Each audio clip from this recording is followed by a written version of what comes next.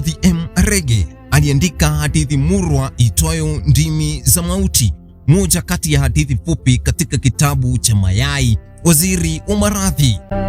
Hadithi inasimulia jinsi kitendo kinachoonekana kuwa kidogo cha kuwasha moto kwa nia ya kumkomoa mwalimu mkuu kilivyogeuka kuwa janga kubwa lililosababisha mabweni ya shule kuteketea, wanafunzi wengi kupoteza maisha na wengine kujeruhiwa vibaya.